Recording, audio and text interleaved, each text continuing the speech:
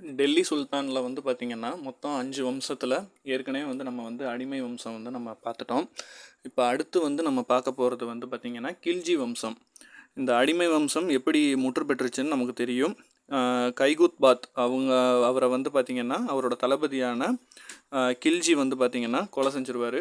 அதன் பிறகு வந்து இந்த கில்ஜி வம்சம் வந்து பார்த்திங்கன்னா ஆரம்பமாகுது. இந்த கில்ஜி வம்சத்தோட காலம் அப்படின்னு வந்து பார்த்திங்கன்னா 1290லேருந்து 1320 வரைக்கும், ஏறத்தாழ ஒரு 30 ஆண்டுகள் தான் இந்த கில்ஜி வம்சம். இப்போ நம்ம ஏற்கனவே பார்த்த அடிமை வம்சம், அதில் வந்து நிறைய பேர் வந்திருந்தாங்க. குத்புதீன் ஐபக் இருப்பார், இல்துமிஷ், ரஷ்யா பேகம் அவர்கள், அப்புறம் வந்து பார்த்திங்கன்னா பால்பன்னு சொல்லிட்டு நிறைய பேர் இருப்பாங்க. ஆனால் இந்த கில்ஜி வம்சத்தை பொறுத்த வரைக்கும் நம்ம முக்கியமாக பார்க்க வேண்டியது ஒரு 3 பேர் தான் நம்ம அதிகபட்சமாகவே முக்கியமாக பார்ப்போம். ஒருத்தர் வந்து பார்த்திங்கன்னா ஜலாலுதீன் கில்ஜி, அப்புறம் வந்து பார்த்திங்கன்னா அவருடைய மருமகனான அலாவுதீன் கில்ஜி, அதுக்கப்புறம் வந்து பார்த்திங்கன்னா மாலிக் கபூர்னு சொல்லிட்டு ஒரு 3 பேர் தான் ரொம்ப நமக்கு முக்கியமான ஆட்கள். அதுபோக இவங்களோட ஆட்சி காலத்தில், இந்த கில்ஜி வம்சம் ஆட்சி செஞ்ச காலத்தில் நடந்த சில முக்கிய சீர்திருத்தங்கள், கலைகள், இதெல்லாம் தான் வந்து பார்த்திங்கன்னா கலை இலக்கியம்லாம் தான் நம்ம வந்து இந்த கில்ஜி வம்சத்தில் பார்ப்போம். இப்போ முதல்ல இந்த கில்ஜி வம்சத்தை தோற்றுவித்தது ஜலாலுதீன் கில்ஜி. இது வந்து கொஷின்லேயே கேட்டிருக்காங்க. கில்ஜி வம்சத்தை தோற்றுவித்தது யாருன்னா இந்த ஜலாலுதீன் கில்ஜி. இந்த ஜலாலுதீன் கில்ஜி வந்து பார்த்திங்கன்னா 1290லேருந்து வந்து பார்த்திங்கன்னா 1296, கிட்டத்தட்ட ஒரு 6 ஆண்டுகள் தான் இவர் வந்து பார்த்திங்கன்னா இருப்பார், ஆட்சி செய்வார். இவரை வந்து கருணை உள்ளம் அப்படின்னு வந்து சொல்லுவாங்க. கிளர்ச்சியாளர்கள் நிறைய பேருக்கு வந்து அதாவது தண்டனை கொடுக்காமலே இவர் இருந்த வசிக்கு இவரை வந்து கருணை உள்ளம் அப்படின்னு வந்து சொல்லுவாங்க. இந்த ஜலாலுதீன் கில்ஜியோட மருமகன் தான் வந்து அலாவுதீன் கில்ஜி. சரிங்களா? இந்த ஜலாலுதீன் கில்ஜியில் முக்கியமான விஷயம் என்னென்னா, இவர் வந்து பார்த்திங்கன்னா 1296 வந்து அந்த வருஷம் வந்து பார்த்திங்கன்னா தேவகிரிக்கு வந்து தன்னுடைய மருமகனான அலாவுதீன் கில்ஜியை வந்து பார்த்திங்கன்னா ஒரு பெரிய படையை கொடுத்து தேவகிரி மேலே போர் பண்ணிட்டு வாங்கன்னு வந்து அமுச்சு வைப்பார். அப்போ தேவகிரியோட மன்னர் யாருன்னா ராமச்சந்திர யாதவ் அப்படின்னு ஒருத்தர் வந்து தேவகிரியை ஆட்சி பண்ணிகிட்ருப்பார். அவரை போர் செஞ்சு தன்னுடைய மருமகனான அலாவுதீன் கில்ஜி வந்து வெற்றி பெறுவார். அப்படி வெற்றி பெறும்போது அந்த தேவகிரியில் இருக்கக்கூடிய நிறைய சொத்துக்கள், நிறைய தங்கங்கள், பொன் பொருள்னு சொல்லி நிறைய அங்கே இருக்கக்கூடிய செல்வத்தை வந்து அவர் வந்து அலாவுதீன் கில்ஜி வந்து அங்கேருந்து எடுத்துகிட்டு வருவார். வர வழியிலேயே தன்னுடைய படை வீரர்களுக்கு நிறைய பேருக்கு அதை வந்து பிரித்து கொடுப்பாரு. இந்த போரில் வெற்றி அடைந்த தன்னுடைய மருமகனை வந்து பார்க்குறதுக்கு, அலாவுதீன் கில்ஜியை பார்க்குறதுக்கு தன்னுடைய மாமனாரான ஜலாவுதீன் கில்ஜி அங்கே வருவார். அந்த இடத்துல வந்து அவர் வந்து தன்னுடைய மருமகனாலேயே வந்து கொலை செய்யப்படுகிறார். மாமனாரான ஜலாலுதீன் கில்ஜியை கொன்றது யாருன்னா அலாவுதீன் கில்ஜி. அவரை அப்போ கொள்றாரு. எப்படின்னா, தேவகிரி போர் நடக்கிறது 1296 தான். 96லேயே கொண்டுடுறாங்க. அதன் பிறகு யார் ஆட்சி செய்கிறாங்கன்னா 96லேருந்து 1296லேருந்து 316, கிட்டத்தட்ட வந்து பார்த்திங்கன்னா ஒரு 20 வருஷம் வந்து அலாவுதீன் கில்ஜி தான் வந்து பார்த்திங்கன்னா ஆட்சி செய்கிறாரு. இவர் முக்கியமான விஷயம் என்னென்னா, ஜலாலுதீன் கில்ஜியை கொன்றது யாருனாலும் அது அலாவுதீன் கில்ஜி தான். இவர் வந்து பார்த்திங்கன்னா அடுத்து இவரதில் முக்கியமான விஷயம் என்னென்னா, அதன் பிறகு இவர் வந்து குஜராத் மீது படையெடுத்து செல்கிறாரு. அப்படி குஜராத் மீது படையெடுத்து செல்லும்பொழுது அங்கே என்ன நடக்குதுன்னா, அவருக்கு அப்போ அங்கே வந்து ஒரு அடிமை கிடைக்கிறாங்க. அந்த அடிமை பேர் தான் மாலிக் கபூர். இவர் கொஞ்சம் முக்கியமான ஒரு ஆள், மாலிக் கபூர். இவர் வந்து பார்த்திங்கன்னா இவர் வந்து ஒரு கட்டத்தில் ஆட்சிக்கு வர மாதிரிலாம் இருக்கும். நான் சொல்கிறேன் என்னன்னு. அடுத்து இவர் அதன் பிறகு அலாவுதீன் கில்ஜி நிறைய போர்களில் வந்து ஈடுபடுறாரு. ரத்தம்பூர் போர், இது வந்து வருஷம் பார்த்துக்கோங்க 1301. அடுத்து வந்து சித்தூர் போர், இது வந்து 1303. இந்த பத்மாவதி படம் எத்தனை பேர் பார்த்துருக்கீங்கன்னு எனக்கு தெரியல. அது பார்த்தவங்களுக்கு இந்த கதை ரொம்ப ஈஸியாக புரியும். அப்படி அந்த சித்தூர் போரில் தான் வந்து பார்த்திங்கன்னா அங்கே வந்து ராஜபுத்திரர்கள் அப்படின்னு சொல்லிட்டு மன்னர்கள் வந்து ஆட்சி செய்யக்கூடிய பகுதி. அங்கே தான் வந்து அங்கே போர் நடக்குது. அங்கே வந்து ராஜபுத்திரர்களுக்கு நிறைய ஒற்றுமை இல்லாத காரணமாக இவர் வந்து ஈஸியாக வந்து ஜெயிச்சிருவாங்க.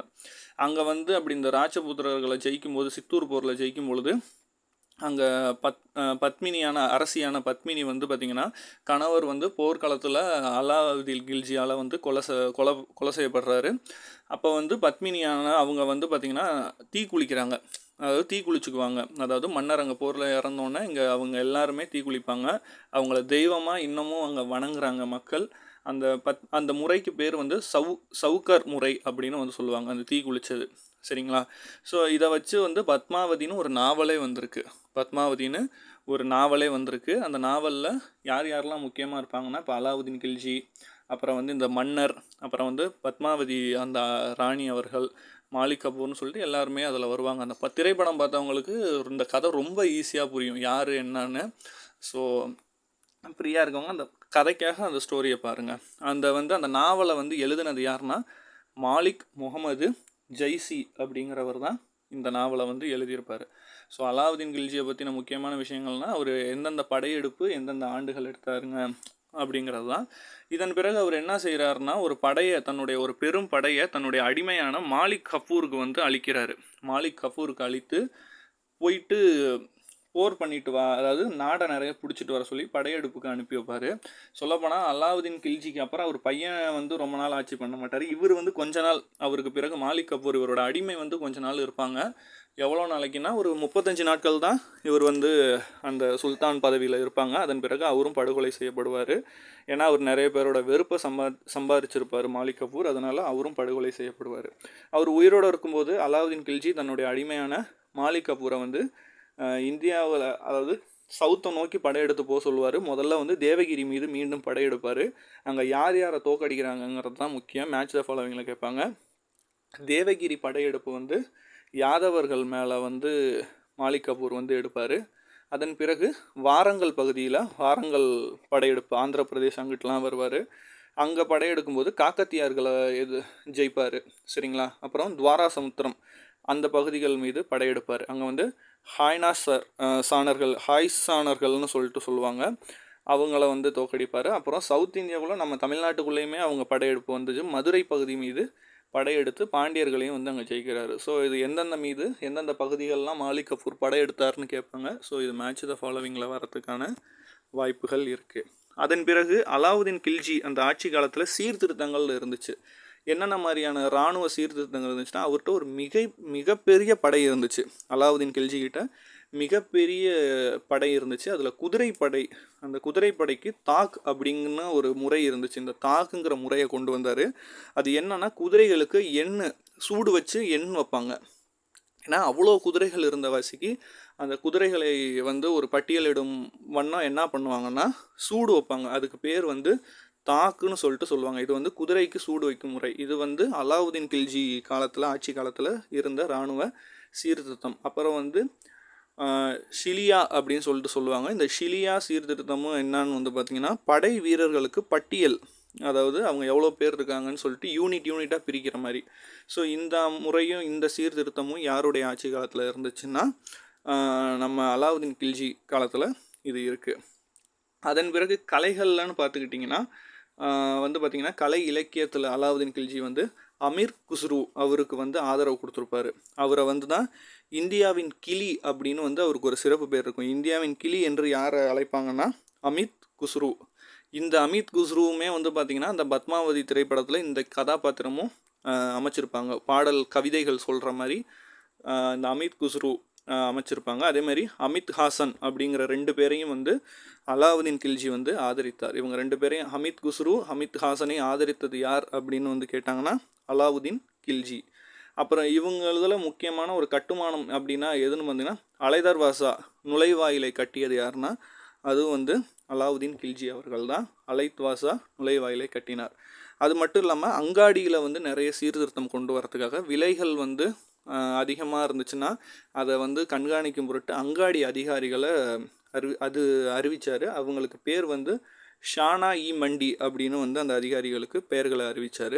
இவங்களுடைய வேலைகளே அங்காடிகளில் போயிட்டு விலை அதிகமாக இருக்கா, ரொம்ப அதிக விலைகள் வச்சு யாராவது வியாபாரிகள் விற்றாங்கன்னா அவங்களுக்கு வந்து மிக கடுமையான தண்டனைகள் வந்து வழங்கப்பட்டுச்சு. அதே மாதிரி இந்த இடைக்கற்கள் அதெல்லாம் வந்து அடிக்கடி செக் பண்ணுவாங்க. இப்போ 1 கிலோனா 1 கிலோ தான் இருக்கணும். கொஞ்சம் இடை கம்மியாக இருந்துச்சுன்னா எவ்வளோ இடை கம்மியாக இருக்கோ அதை அந்த விற்பனையாளருடைய உடல்லேருந்து வெட்டி எடுத்த நிகழ்வு எல்லாமே இருந்திருக்கு. ஸோ இது மாதிரிலாம் நடந்திருக்கு. ஸோ சொல்லப்போனால் நம்ம அடிமை வம்சத்தை கம்பேர் பண்ணும்போது கில்ஜி வம்சம் கொஞ்சம் ஈஸியாக இருக்கும் நமக்கு படிக்க. ஏன்னா அதில் வந்து நிறைய பேர் பார்த்தோம். கில்ஜி வம்சத்தில் நம்ம 3 பேர் தான் மோஸ்ட்லி பார்த்தது. ஒன்று ஜலாலுதீன் கில்ஜி, இன்னொன்று அலாவுதீன் கில்ஜி, அப்புறம் மாலிக் கஃபூர். இதன் பிறகு என்ன ஆகுதுன்னா, மாலிக் கஃபூரும் வந்து நான் ஏற்கனவே சொன்ன மாதிரி வெறும் 35 நாட்கள் தான் வந்து ஆட்சியில் இருக்கிறாரு. அவரும் படுகொலை செய்த பிறகு அது அடுத்து வந்து பார்த்திங்கன்னா 1320க்கு அப்புறம் வந்து துக்ளக் வம்சம் வந்து ஆரம்பிக்குது. நம்ம இப்போ கில்ஜி வம்சம் இதோட நிறைவு பெறுது. நம்ம அடுத்து வந்து துக்ளக் வம்சம் பார்ப்போம்.